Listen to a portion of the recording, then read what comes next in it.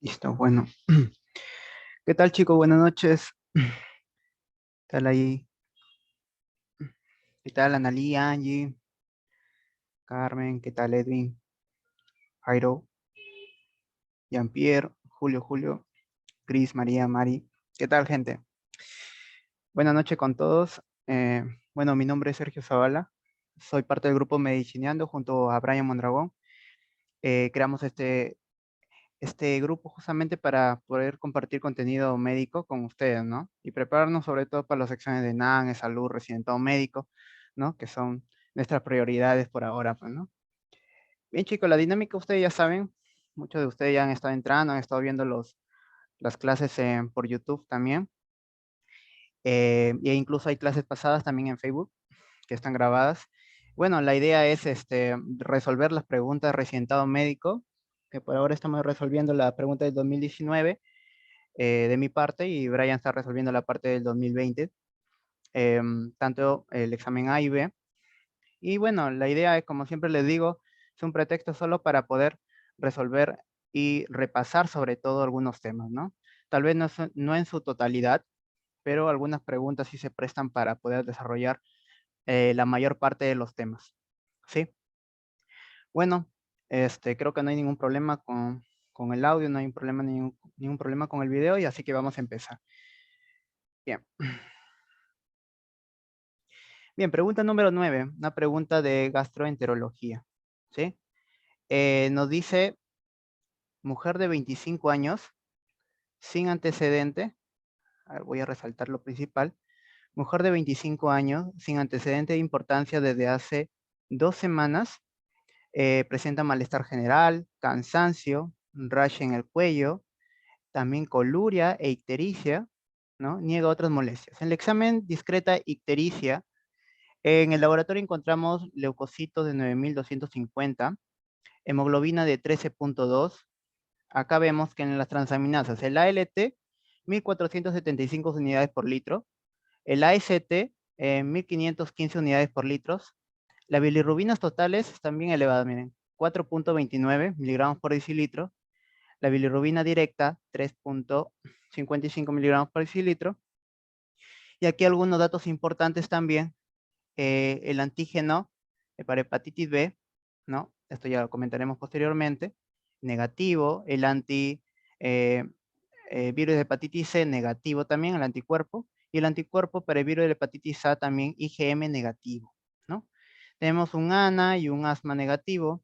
En biopsia hepática, importante dato, células plasmáticas con infiltración en los espacios porta y necrosis centrolobular. ¿Cuál es el diagnóstico? Bien, entonces para ello, pregunta clásica, justamente para hacer el diagnóstico diferencial. ¿Ya, chicos? Muy bien, entonces, ¿cómo abordamos eso? Para ello, vamos a ir viendo algunos datos. Primero, es una paciente joven, ¿ya? Siempre cuando comencemos a ver casos clínicos, debemos comenzar por si es varón o si es mujer. Luego sigue la edad, paciente joven, paciente adulto, adulto mayor y todo ello, ¿no? Entonces, el dato es importante. Ahora, no tiene antecedente de importancia, ¿ya? A pesar que puede ser relevante, pues hay, hay algunos datos, como este, por ejemplo, que nos va a ayudar también a descartar. Dice que hace 2 semanas, solo hace 2 semanas, presenta síntomas inespecíficos, como por ejemplo malestar general, cansancio, rash de cuello. No nos orienta mucho esos síntomas, en realidad, ¿no? Lo que sí nos orienta más es que tiene coluria y tiene ictericia. Entonces, ahí vamos viendo, ¿no? Coluria y ictericia obviamente están muy relacionados, ¿no? Entonces va a haber acumulación de la bilirrubina por alguna causa, ¿sí? Entonces, en el examen físico encontramos ictericia. ¿Y qué más encontramos, por ejemplo, ya en los datos del laboratorio? Me voy a saltear aquí y vemos que la bilirrubina, obviamente, sí, lo esperado es que las bilirrubinas totales están muy elevadas, en 4,29. Y además también tenemos una bilirrubina directa de 3,55. Entonces, estamos frente a una ictericia que, ictericia a predominio directo, ¿correcto? Listo. ¿Qué más podemos encontrar? encontramos también que las transaminasas están muy elevadas. Fíjate, la LT y también el AST están demasiado elevados. Miren, 1400, 1500, ¿no? Entonces, eso también es un poco inespecífico porque cualquier patología, ¿sí? Cualquier hepatopatía, mejor dicho, puede elevar las transaminasas, ¿no? Puede elevar las transaminasas, ¿sí, chicos? Esperen un momentito, disculpe. Listo. Entonces, luego otro dato importante y para descartar, ya ir viendo el descarte de las respuestas, es esto, ¿no? Vamos a poner otro color aquí. El antígeno, para el virus y la hepatitis B, ¿sí? Fíjate de que acá nos está poniendo el antígeno, ¿sí? De la hepatitis B, pero superficial, superficial. Entonces, uno cuando vamos a hablar o estamos pensando en la infección por hepatitis B, por virus de la hepatitis B, tenemos que pensar en que hay varios términos, ¿correcto? Rápidamente, nada más para ir descartando esta parte, voy a mencionar aquí, por ejemplo, tenemos el antígeno de la hepatitis B, ¿sí? Pero el superficial. ¿Qué nos va a determinar si sale positivo? Si sale positivo nos dice que sí hay infección por el virus de la hepatitis B, ¿correcto? Eso nada más nos dice. Sí hay infección de hepatitis B. Obviamente, si sale negativo, pues no hay la infección, ¿sí? Ese es uno, pero hay muchos más también. Otros son los anticuerpos. Por ejemplo, el anticuerpo para hepatitis B, pero el core, ¿sí? El core. Entonces, hay que diferenciar eso. Superficial y el core. ¿El core qué nos dice? Ah, si es agudo, pues crónico. Claro, porque si tenemos un IgM positivo, entonces estamos hablando de una infección aguda. Pero si es un IgG, ¿sí? Positivo, estamos frente a una crónica, ¿correcto? ¿Sí? Incluso hay otro más, ¿no? Hay otro más que también tiene que ver con la replicación, pero principalmente esto, ¿no? Entonces, en nuestro caso, como tenemos un antígeno de hepatitis B superficial, negativo, entonces no estamos frente a una infección de hepatitis B. ¿Se dan cuenta? No estamos, ni aguda ni crónica, ya no es necesario. Muy bien. Luego vemos que el anticuerpo para el virus de la hepatitis C sale negativo. Entonces, el virus de la hepatitis C, y ese, bueno, ha sido pregunta también de examen. Eh, ¿Quién está escribiendo?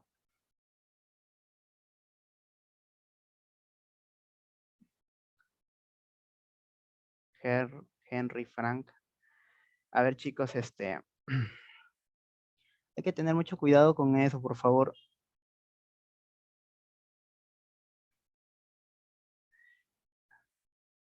Bueno, ya, vamos a seguir, ¿ya? Por favor, no estén interrumpiendo porque distraen en realidad y distraen mucho, ¿ya? Bueno, seguimos. Entonces, tenemos que el anticuerpo por el virus de la hepatitis C es negativo. Entonces, debemos recordar de que para pensar en virus de la hepatitis C, hay datos importantes como antecedentes. Por ejemplo, si el paciente tiene antecedentes de drogas por vía parenteral, si el paciente constantemente está en hemodiálisis, politransfundido, tatuaje, ¿no? Para ver si posiblemente ha habido la infección, pero no hay nada de eso. Y aún más, ¿no? En el laboratorio nos dice que es negativo. Posiblemente hubiésemos pedido todavía aparte un PCR para virus de la hepatitis C, siempre y cuando haya antecedentes que nos digan que posiblemente sí esté, que nos orienten de que probablemente sí haya una infección. Recuerden que el virus de hepatitis C tiene un alto riesgo de cronicidad, ¿no?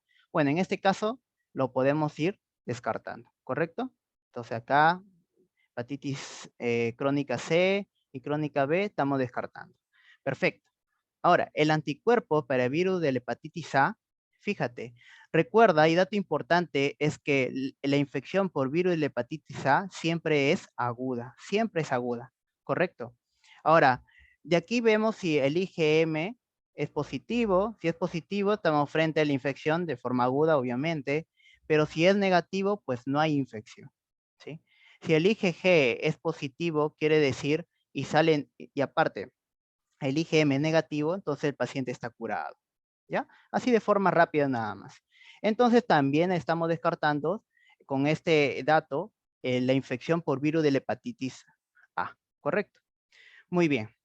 Luego vemos acá que tenemos otros anticuerpos. Estos anticuerpos los vamos a conversar posteriormente, ¿sí? Para no traer mucha confusión. Y tenemos una biopsia. Entonces, hasta ahí, chicos, vamos viendo las alternativas. La hepatitis alcohólica, pues no hay antecedentes de consumo de alcohol, ¿ya? Por eso le decía que es importante este dato de los antecedentes. ¿Qué más? La esteatosis hepática no alcohólica, probablemente, porque todas estas patologías pueden dar un daño hepático que puedan elevar las transaminasas, ¿sí? Puedan llevar a la consecuencia de una ictericia también, ¿sí? Entonces, posiblemente sí, posiblemente. Y una hepatitis autoinmune también lo tendríamos como diagnóstico diferencial. Entonces, vamos a hablar ahora sobre la hepatitis autoinmune, ¿correcto? Bien, datos rápidos nada más, chicos. Aquí, por ejemplo, tenemos que la hepatitis autoinmune también, no confunda porque ha venido también con otros nombres. Antes se le conocía como lupoide también, ¿sí? Lupoide. También se le conoce, por ejemplo, como hepatitis activa crónica autoinmune. Ya es un nombre un poco largo, pero a la final la Sociedad de Hepatitis Autoinmune, sí existe, lo define solo como una necrosis o una necroinflamación, inflamación de forma crónica, ¿sí? Crónica del hígado, ya, hepática. Ahora, esto a consecuencia de qué? Causa desconocida, ¿sí? Entonces, ¿por qué lo llaman necroinflamación? ¿Por qué necroinflamación? Ah, para eso tenemos esta imagen de acá. Fíjense. Entonces, tenemos el hepatocito y como cualquier enfermedad autoinmune, pues tenemos que la inmunidad, el propio sistema inmunológico va a atacar a nuestras propias células, en este caso el hepatocito. Entonces tenemos de aquí que va a haber un ataque, ¿sí? Sobre, sobre el hepatocito va a haber un ataque inmunológico, ¿sí? Ataque inmunológico. Pero es un ataque inmunológico celular. ¿Y por qué? Porque aquí está comprometida las células T, en específico los linfocitos T, los CD4, ¿sí? Muy bien, hasta ahí correcto. Si ustedes revisan la definición, van a hablar un ataque inmunológico hacia las propias células, en este caso el hepatocito, pero siempre con un desencadenante. ¿Cuál es el desencadenante? Es un factor ambiental. Estos factores ambientales, por ejemplo, tenemos infección por sarampión, ¿sí? Sarampión, que también tenemos, por ejemplo, el virus, el mismo virus de la hepatitis, fíjate, ¿no? Citomegalovirus, el virus de Epstein-Barr, ¿no? Y también tenemos ciertos fármacos, solo para mencionar, porque hay fármacos que usualmente se utilizan, como la nitrofurantoína, por ejemplo, en una infección, una cistitis, ¿no? Entonces, también puede desencadenar, se ha visto que puede desencadenar. Entonces, tenemos el factor ambiental que desencadena el ataque inmunológico celular hacia el hepatocito. Pero ojo, eso quiere decir que entonces cualquier persona con sarampión va a tener un ataque inmunológico hacia su propia célula, pues no. ¿Necesita de qué? De una predisposición, ¿sí? Una predisposición genética, ¿sí? Genética, ¿sí? Predisposición genética. Entonces, están predispuestos genéticamente para que den justamente este ataque inmunológico, ¿correcto?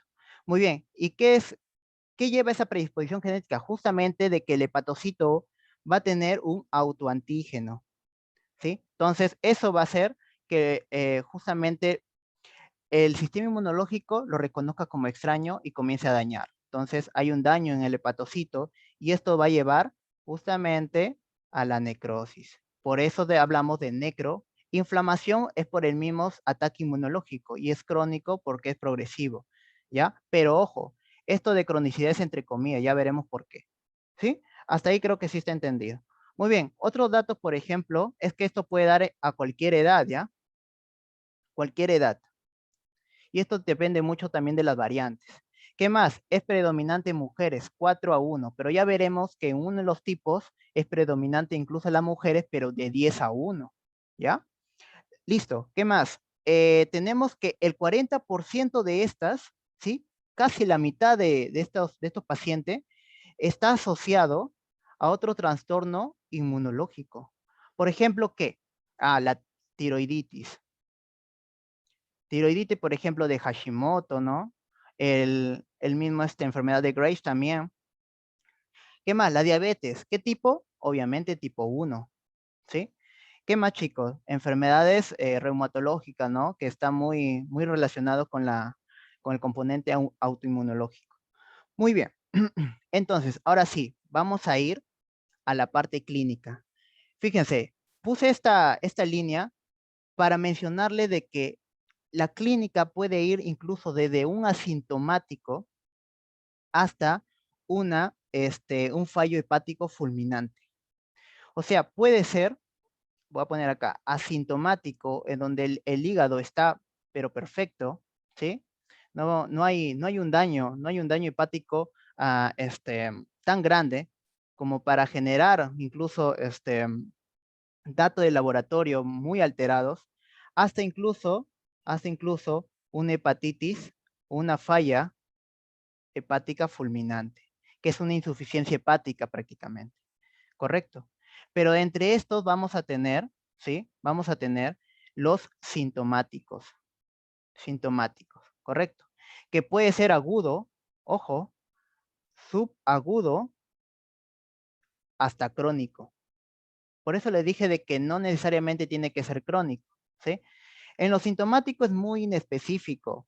Puede ver, por ejemplo, astenia, puede ver anorexia, ¿sí? Puede ver dolor. ¿Dolor en dónde? En hipocondrio derecho, ¿sí? O cuadrante superior derecho, hipocondrio derecho. Puede ver prurito.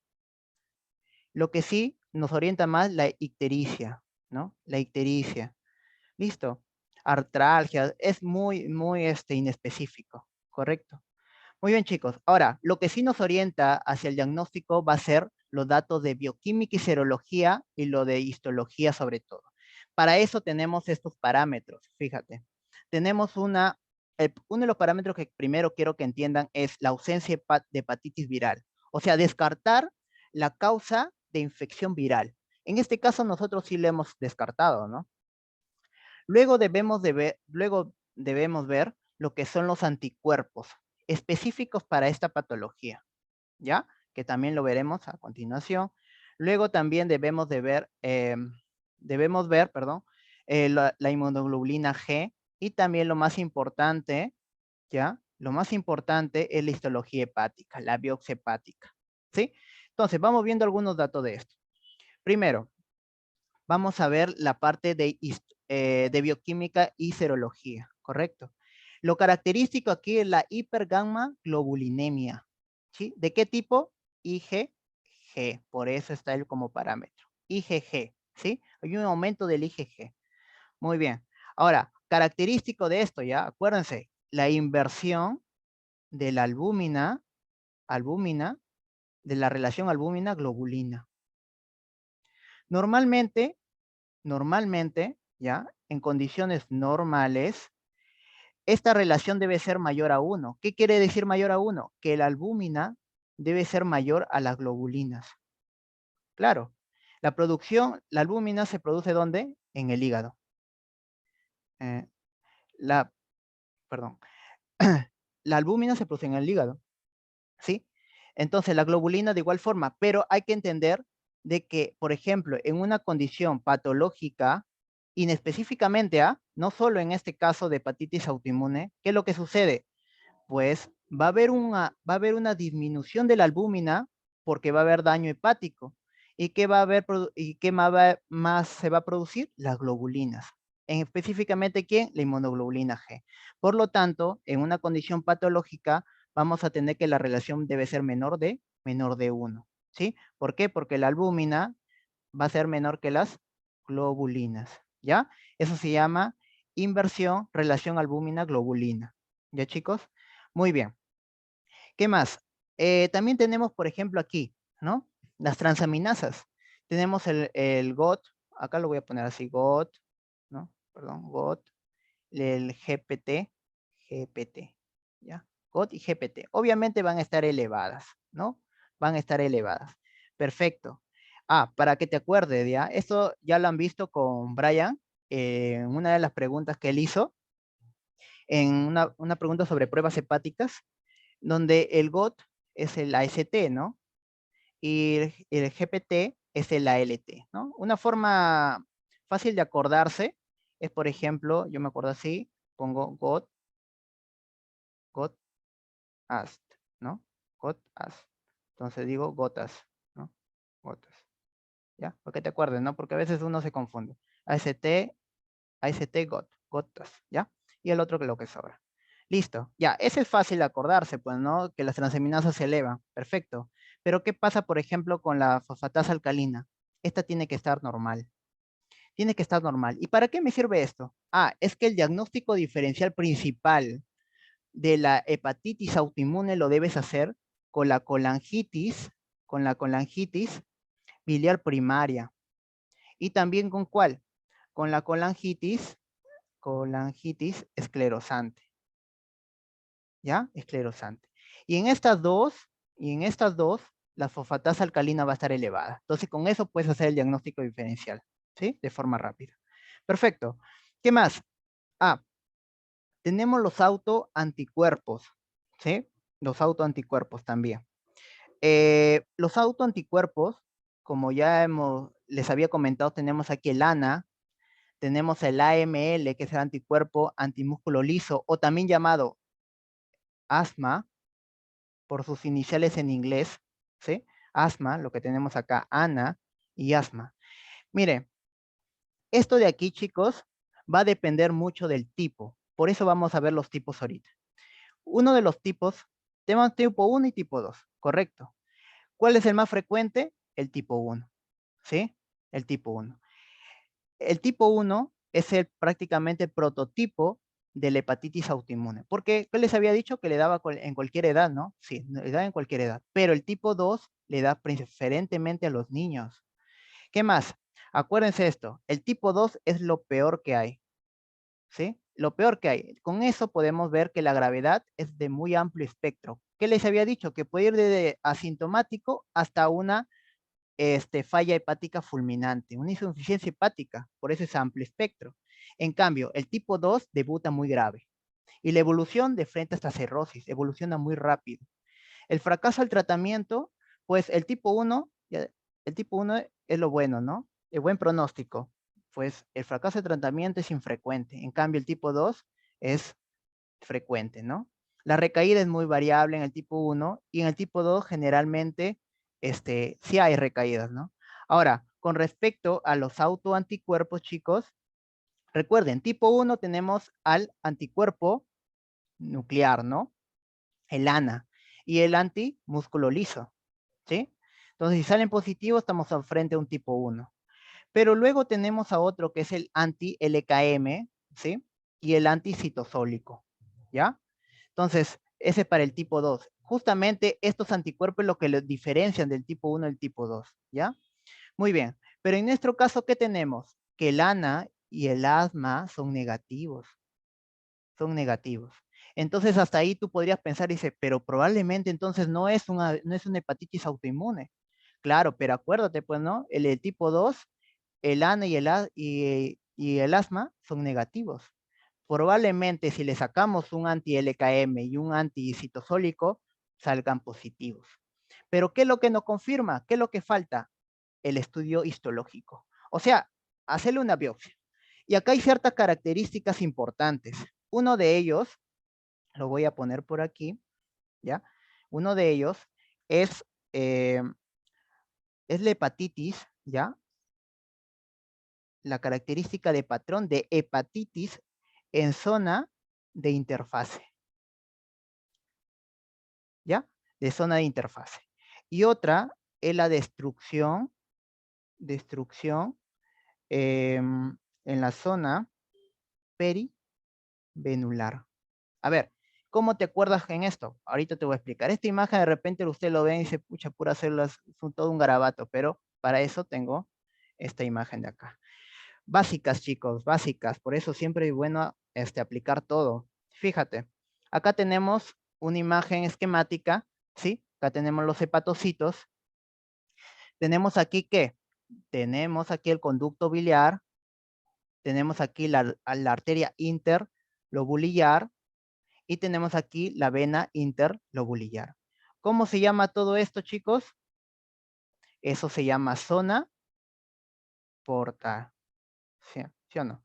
Zona portal, que prácticamente es la triada portal.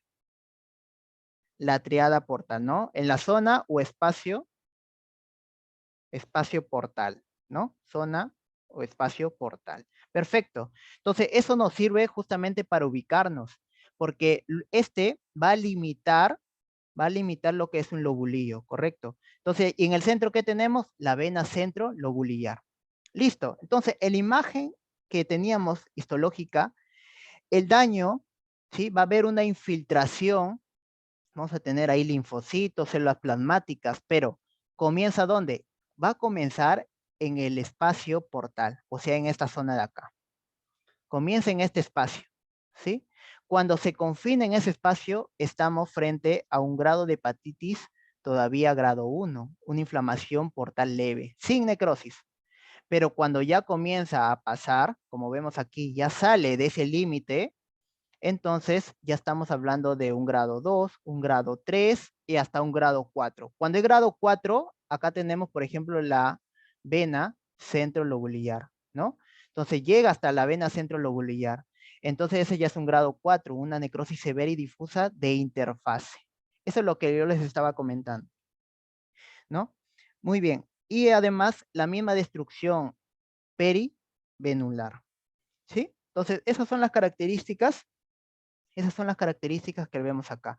Por ejemplo, acá tenemos nosotros a la vénula, acá tenemos a la arteria, ¿no? Y bueno, escondida por ahí, de repente el, el conductivo biliar, ¿no? Y por acá tenemos la vena centrolobulillar. Entonces, está, está confinado no solo a la zona o el espacio portal, sino por fuera de este. Entonces ya estamos frente a un grado 2 o 3 probablemente, ¿no? En este caso. Perfecto. Entonces, hasta ahí, chicos, hemos visto de que la paciente, en la biopsia hepática que tenemos, fíjense, células plasmáticas con infiltración en el espacio porta y necrosis centrolobular. O sea, prácticamente sí tenemos compatible con hepatitis autoinmune. Entonces, con eso ya tendríamos el diagnóstico por sí. Ahora, ¿qué es lo que descarta la esteatosis hepática no alcohólica? Que en la esteatosis hepática obviamente debemos tener hepatocitos, así tenemos hepatocitos, gran cantidad de hepatocitos, pero con una gran vacuola de grasa. Gran vacuola. Esa es la característica histopatológica de una esteatosis. En más del 10% hablamos de esteatosis hepática, ¿sí? Muy bien. Listo, chicos, entonces hasta ahí tenemos que la, la alternativa más adecuada, ¿sí? En este caso sería hepatitis autoinmune. Perfecto, entonces hasta ahí se está entendiendo, chicos. ¿Estamos bien? Nos seguimos. Vamos, seguimos, ¿ya? ¿Están ahí? ¿Qué se fueron? Muy bien,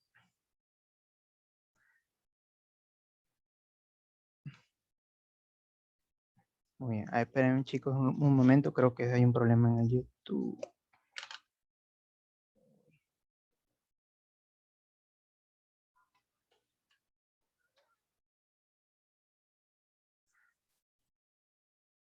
Ah, bueno, creo que había un problema en YouTube. Bueno, igual esta clase lo voy a subir al YouTube posteriormente para que puedan verla de nuevo, ¿ya? Había un problema con la transmisión. ¿Sí se está escuchando normal acá en el Zoom? ¿Normal? ¿O hay algún problema también?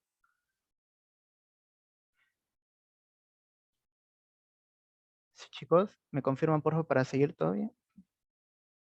Bacán, bacán. ¿Y sí se está entendiendo todo bacán?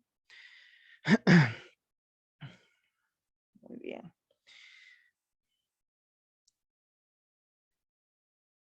Bacán, bacán. Listo, entonces seguimos ya, chicos, hay que apurarnos.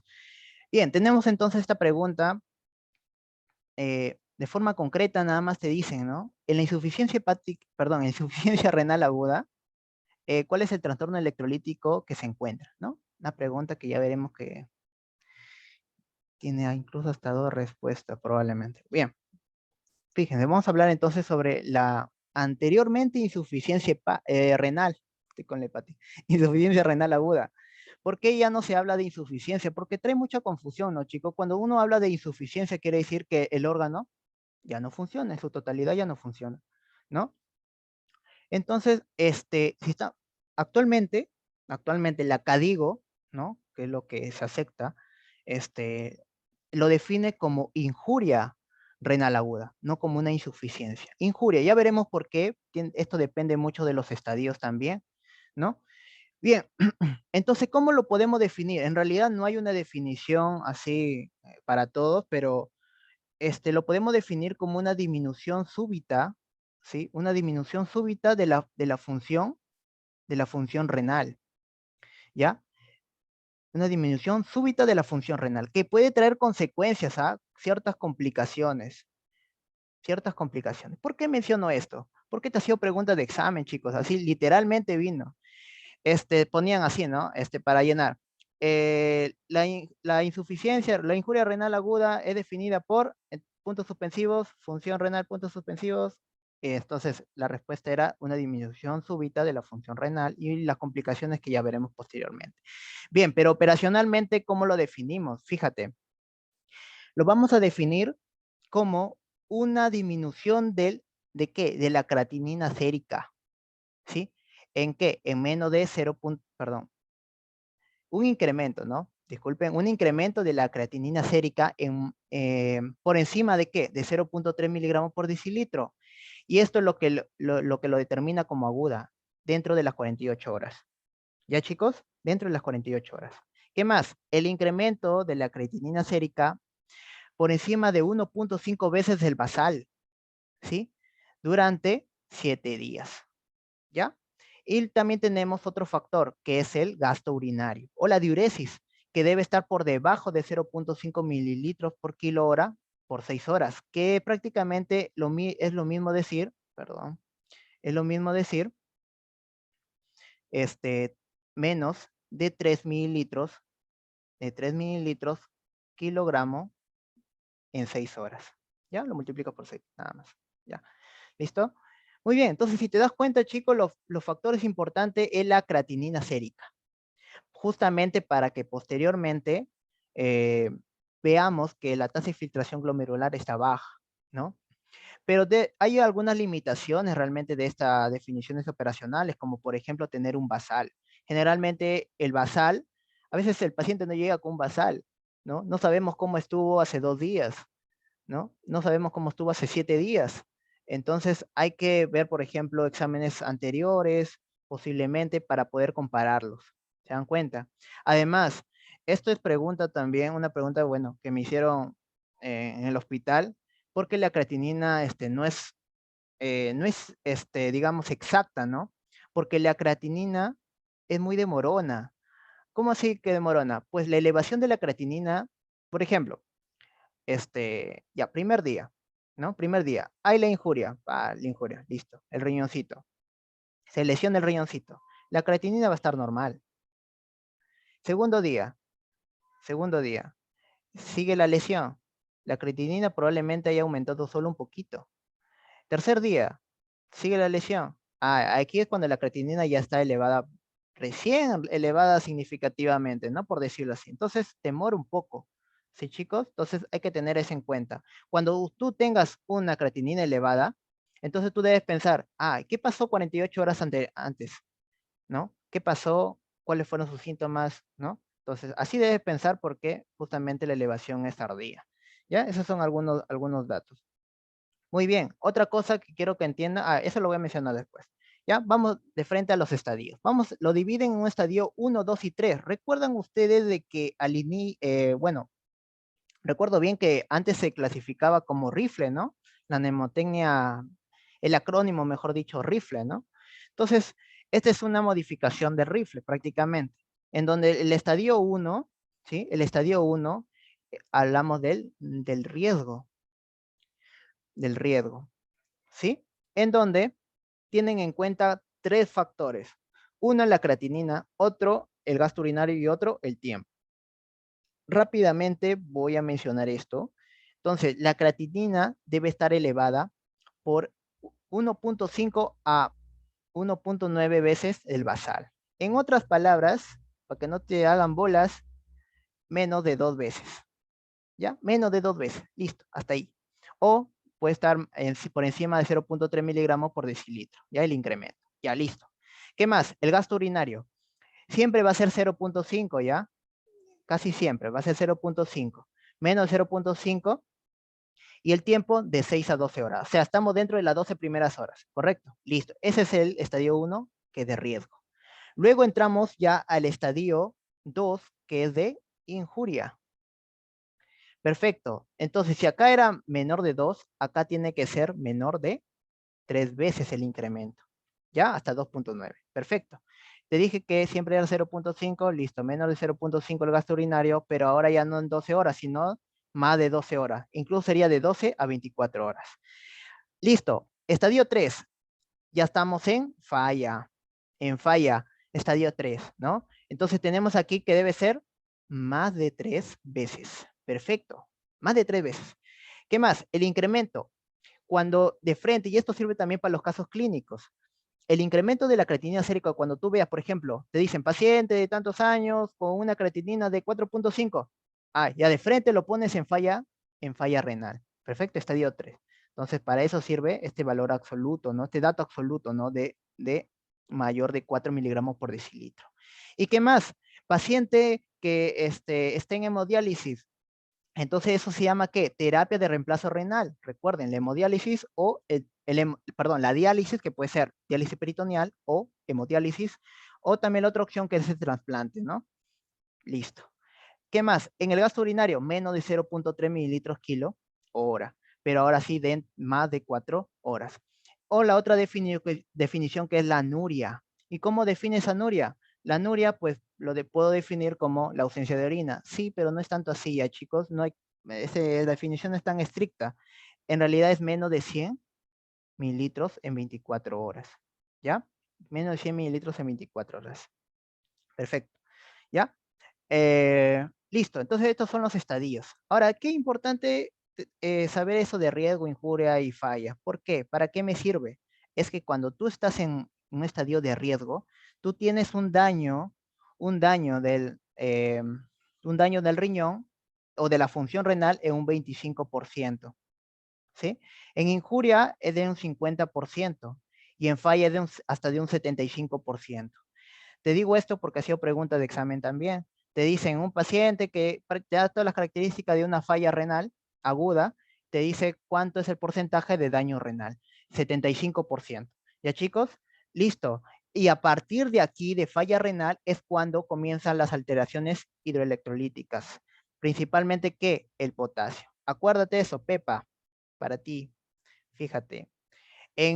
Por aquí en la esquinita, ¿ya? Tenemos en una injuria renal aguda, y acá voy a poner enfermedad renal crónica, la diferencia, ¿ya? Dos diferencias principales. La primera diferencia es de que la injuria renal aguda, el primer electrolito en alterarse es el potasio. En cambio, en la enfermedad renal crónica es el fosfato, ¿ya? El fosfato. ¿Qué más? Tenemos aquí ¿cuál es la complicación más frecuente en la injuria renal aguda? Las infecciones, ¿ya? Las infecciones. Y en las enfermedades renal crónica, pues van a ser las cardiovasculares, ¿ya? Listo. Entonces, el potasio, ese primerito, ¿ya? El potasio. Ya veremos qué sucede con el potasio, si se eleva o disminuye o se mantiene ahí. Bueno, obviamente no se va a mantener ahí, ¿no? Pero vamos a ver eso, lo vamos a explicar. Listo.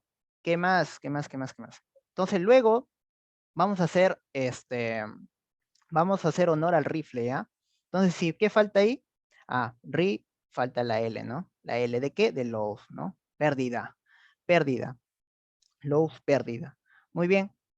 Y por último, tenemos rifle, la E, ¿no? La E de enfermedad renal crónica. Entonces, ¿qué quiere decir? Que esto puede evolucionar, chicos. Ese es el significado. Que esté en un riesgo estadio 1, luego hay un daño ya del 50%, luego el 75%, hay una falla renal, pero ¿qué pasa cuando pasa de 4 semanas ya de daño? Estamos frente lows, ¿no? Más de 4 semanas ya es una pérdida de la función renal. ¿Y qué pasa cuando hay una falla renal pero más de 3 meses. ¿Qué es la definición? Recuerden, enfermedad renal crónica, ¿no? Es un daño tanto de la función como de la estructura renal más de 3 meses. Entonces ya evoluciona hasta acá. Entonces, toda una evolución. Justamente para eso había puesto esta imagen, ¿ya? En donde acá tenemos el riñón normal. Este es la sangre, este es el lumen, y este es son las células tubulares. Entonces, con la isquemia y la reperfusión va a haber daño, va a haber inflamación a nivel tubular, ven, fíjense, ¿no? Y hay dos opciones, una buena y una mala.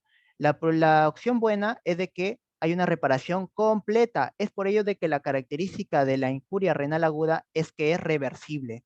Pero sucede que cuando pasa la falla renal, pues esta puede ser irreversible. Puede haber una hipoxia crónica, puede llevar a la hipertensión, puede llevar incluso a la fibrosis y generar prácticamente lo que es una enfermedad renal crónica, que es irreversible. ¿Ya, chicos? Entonces tenemos ahí. Listo. Ahora, otra cosa que quiero que diferencien es, vamos a clasificarlo en prerrenal, intrínseco o renal y posrenal. Generalmente, y lo más frecuente es lo prerrenal. ¿Qué causa, por ejemplo, la prerrenal? Una disminución de la volemia. ¿Qué causa disminución de la volemia? Deshidratación, hemorragia, ¿no? Etcétera.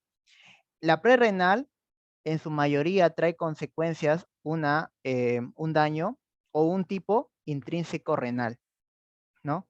Muy bien, y la postrenal generalmente es por obstrucción, ¿sí? En la intrínseco renal, la más frecuente es la necrosis tubular aguda, acuérdense, porque en las preguntas, ¿sí? En los casos clínicos, generalmente te ponen necrosis tubular aguda, que es consecuencia de una isquemia, ¿sí? Llega poca sangre al riñón y va a haber isquemia, necrosis de las células tubulares, ¿sí?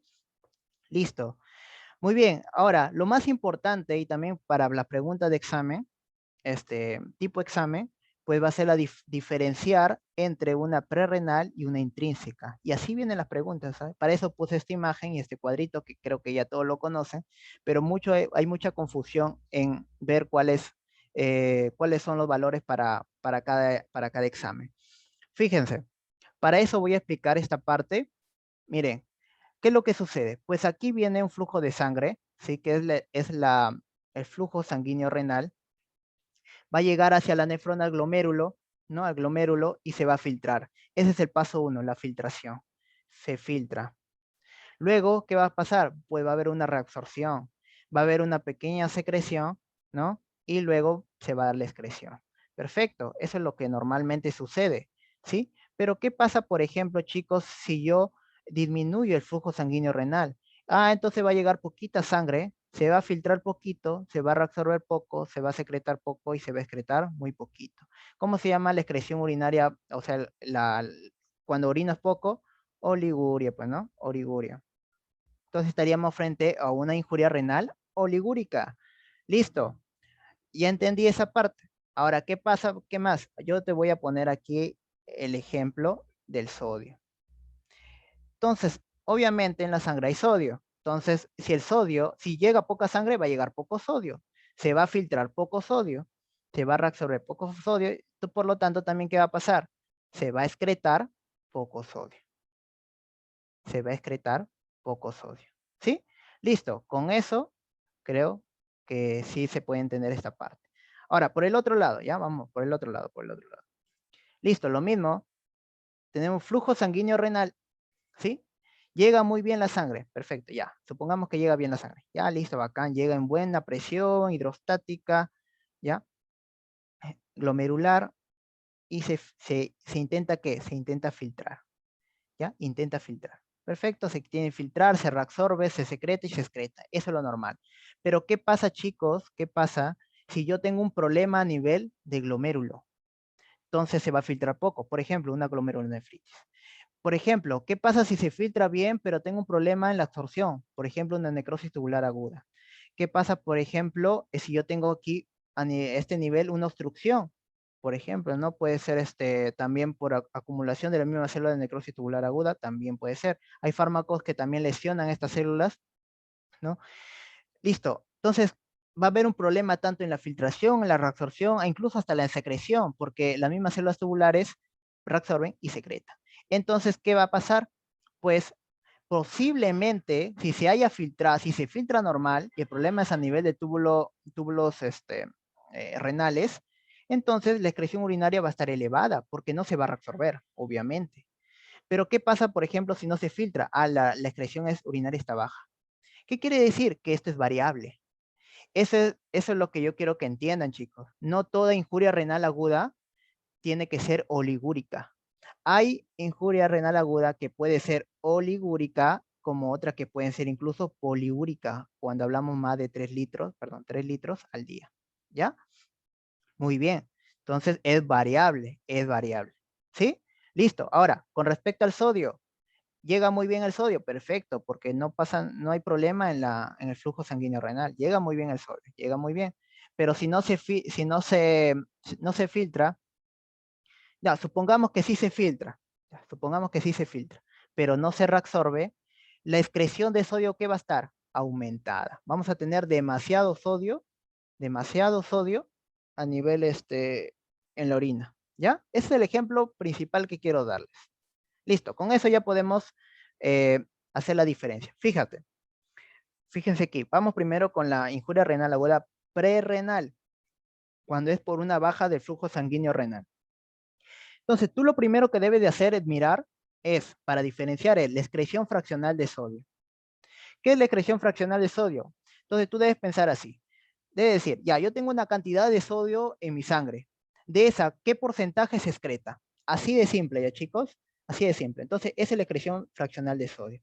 Normalmente varía en 1%, ¿no? Está en 1%.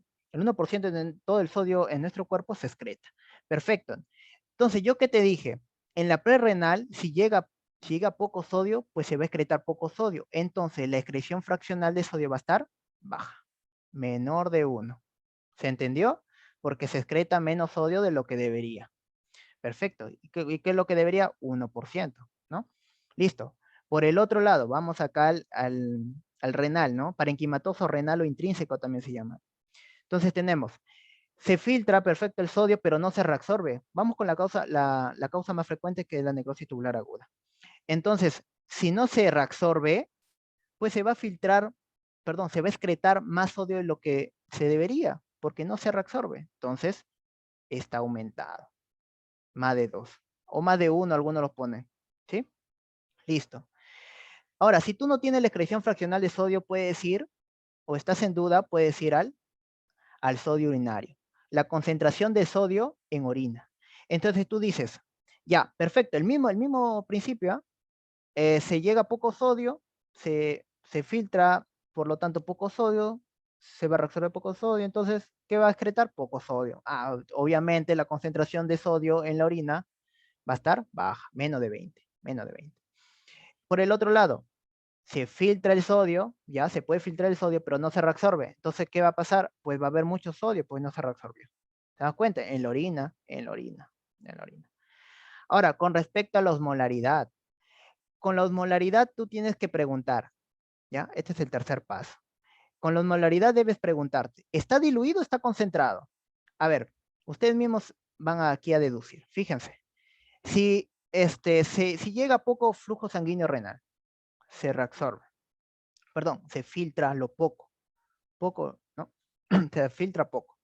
Entonces tú debes de ver que va a haber poco, ¿qué va a haber? Poco sodio que se excreta, ¿correcto? Poco sodio que se excreta. Pero el sodio que se va a acumular, ¿en dónde? En la sangre. ¿Y con quién siempre para el sodio? Con el agua. Ah, entonces se va a excretar poca agua. Si se excreta poca agua, entonces, ¿qué está? ¿Concentrado o diluido? Pues va a estar concentrado. La orina, estoy hablando de la orina, concentrado. ¿Te das cuenta? Entonces, si algo está concentrado, la osmolaridad va a estar aumentada, porque la osmolaridad, acuérdense, cuando hablamos de osmolaridad, estamos hablando de cantidad de solutos, ¿no? Prácticamente un solvente, ¿ya? De esa forma. Entonces, estamos viendo la cantidad de solutos, de osmoles. Ahora, ¿qué pasa con el renal? Pues lo contrario, chicos. Supongamos que necrosis tubular aguda. llega la sangre al riñón, a la nefrona, se filtra agua, sodio, ¿no? Filtra agua, sodio y no se reabsorbe. Entonces, ¿qué va a pasar? Pues sí tiene una cantidad importante de agua la orina, porque recuerden que a nivel de túbulo proximal se reabsorbe la mayor cantidad de agua. Si no se reabsorbe a ese nivel, entonces va a estar muy diluido. Entonces, la osmolaridad va a estar baja. He hecho todo este ejercicio porque encontré incluso hasta 3 preguntas que combinan todo esto para ver qué tipo de injuria renal aguda es. ¿Ya, chicos? Así que no es por las puras. Muy bien. Entonces, ahora sí. Dentro de las complicaciones que puede llevar la injuria renal aguda, una de ellas es las complicaciones electrolíticas. ¿Sí? Electrolítica. Hay varias complicaciones, pero solo vamos a centrar en la electrolítica. Y con eso ya vamos a acabar. ¿Sí? Bien, comencemos. Primero, la creatinina. Pues obviamente, para que entiendan esto y no se confundan mucho, no tengan en cuenta, acá es independiente si es renal, prerrenal o posrenal, ¿ya? Estamos hablando en general de la injuria renal aguda.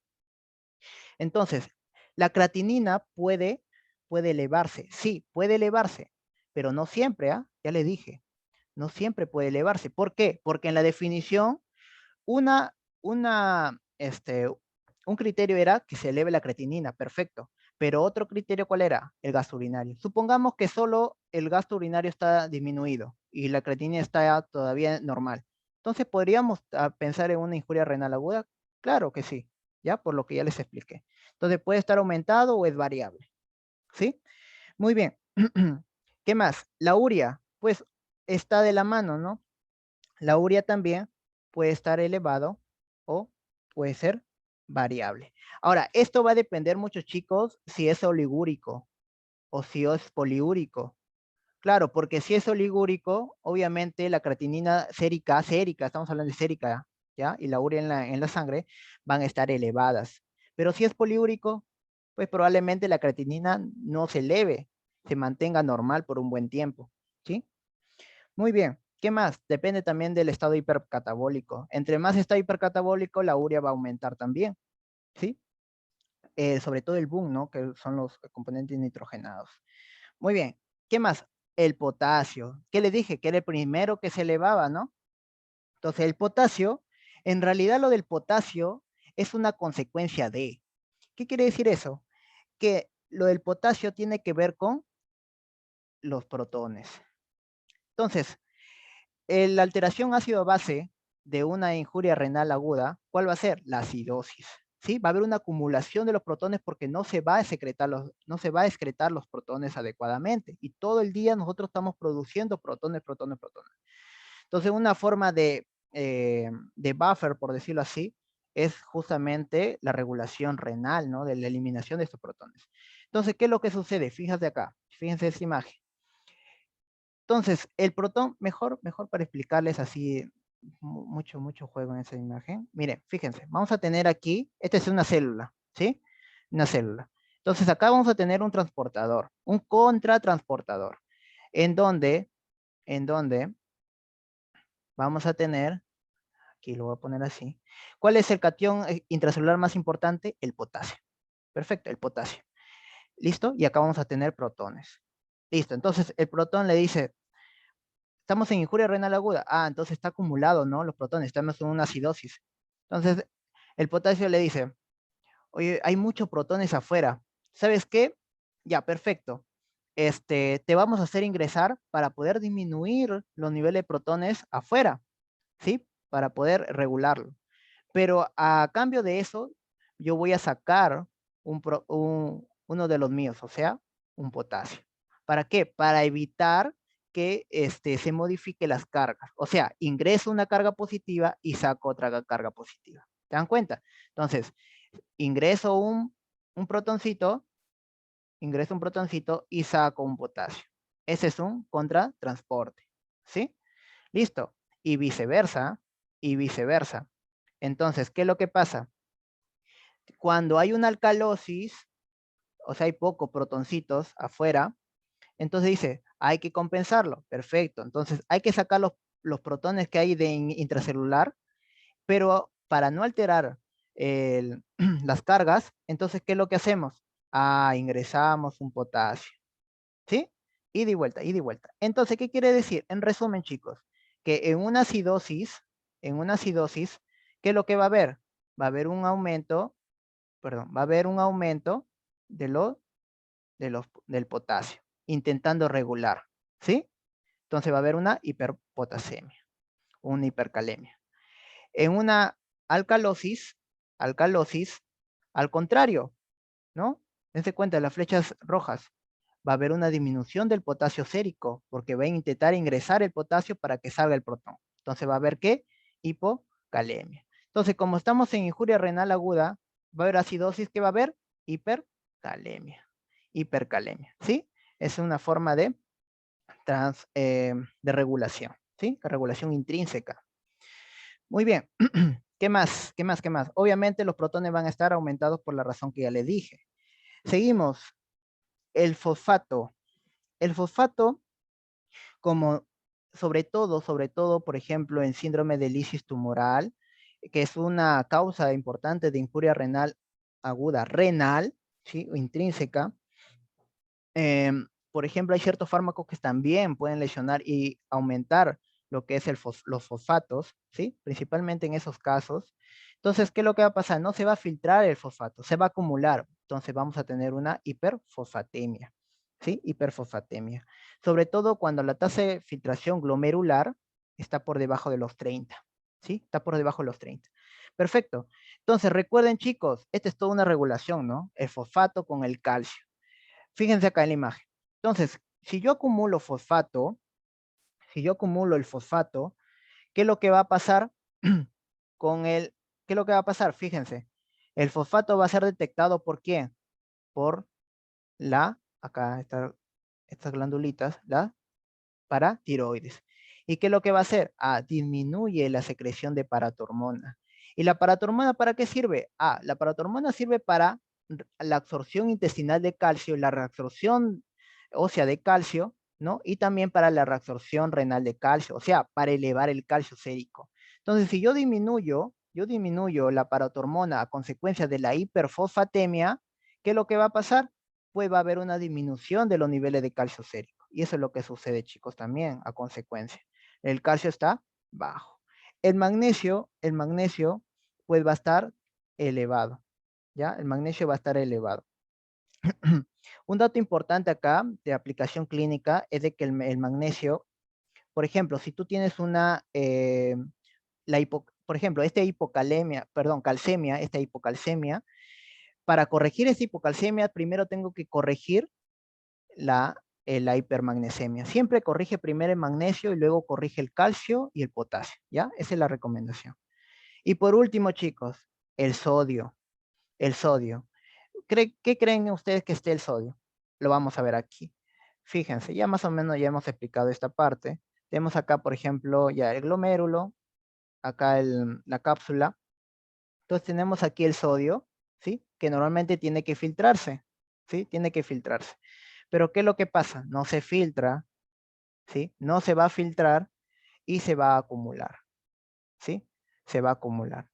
Se va a acumular. Listo. Hasta ahí, ¿tú qué dirías? Ya entonces hay una hipernatremia. Pues no, ojo.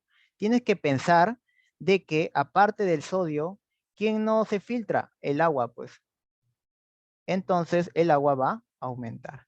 Es por ello, chicos, y eso siempre repito, de que tú tienes que tener en cuenta siempre las definiciones.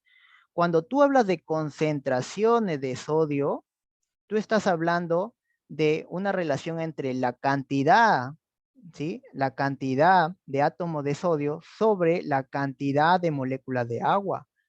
Tú no estás hablando, cuando hablas de concentración, no estás hablando de cantidad propiamente dicha. Entonces, ¿qué quiere decir eso, Sergio? Ya. Entonces tú dices, ¿aumentó el sodio? Sí, porque no se filtra. Perfecto, se aumentó. Pero que tampoco se filtró agua. Y el agua se va acumulando, se acumula, se acumula, se acumula. Recuerda que incluso el sodio jala agua del intracelular. Entonces se va a acumular más. Entonces va a haber un aumento mayor de agua que de sodio. Por lo tanto, la relación, la concentración va a ir en aumento o disminución. como el denominador está en mayor aumento, entonces la concentración, la relación va a bajar. ¿Y esto cómo se llama? Hiponatremia. Entonces, es una hiponatremia por dilución. Pregunta de examen, chicos. ¿Cuál es la principal o la primera medida ante una hiponatremia en una injuria renal aguda? Dos alternativas. Primera alternativa, la disminución o la restricción de agua, o dos, darle sodio, ¿no? Ingresarle sodio al paciente. ¿Qué le darías? ¿Le darías más sodio o le darías una restricción de agua? ¿Qué harías tú? Pues la respuesta es justamente esta, restricción de agua. Chicos? Restricción de agua. Porque si le seguimos dando agua, entonces se va a diluir más y las concentraciones de sodio van a bajar más. Entonces, obviamente este paciente va a estar oligúrico en su mayoría, no siempre. Entonces tú dices, ¿no? Entonces uno como interno dice, doctor, está oligúrico, no orina, hay que pasarle solución salina. Ojo, guarda, tienes que pensar primero de que probablemente la hiponatremia sea por dilución y tú al darle más agua vas a bajar mucho más las concentraciones de sodio, que es lo que vale realmente. No la cantidad de sodio, sino la concentración de sodio. ¿Ya, chicos? Entonces, tenemos que el sodio va a estar, el sodio va a estar bajo. Las concentraciones de sodio van a estar bajas. ¿Ya, chicos? Muy bien, baja. Entonces, ¿cuál sería la alternativa? Hipofosfatemia, no. Hay hipopotasemia, no. Hay hiperpotasemia. Hipocalcemia, sí hay hipocalcemia. ¿Sí? Hipomagnesemia, no. Hay hipermagnesemia. Hiponatremia, claro, hiponatremia. Hipofosfatemia, pues no, hay hiper. Entonces tendríamos dos alternativas, hipocalcemia e hiponatremia. Pero yo te voy a decir algo, lo más frecuente es que casi en su totalidad es que tú hagas hiponatremia, pero no siempre haces hipocalcemia, solo en algunos casos, como en el síndrome de lisis tumoral, ¿no? Que causa la hiperfosfatemia y en consecuencia la hipocalcemia, ¿sí? Calcemia. Muy bien, chicos, entonces la alternativa sería la hiponatremia. Muy bien, creo que hasta ahí nos quedamos. Espero les haya gustado los dos temas que hemos revisado. Bueno, es de esa forma ya, chicos, vamos a seguir el día jueves. No se olviden siempre de compartir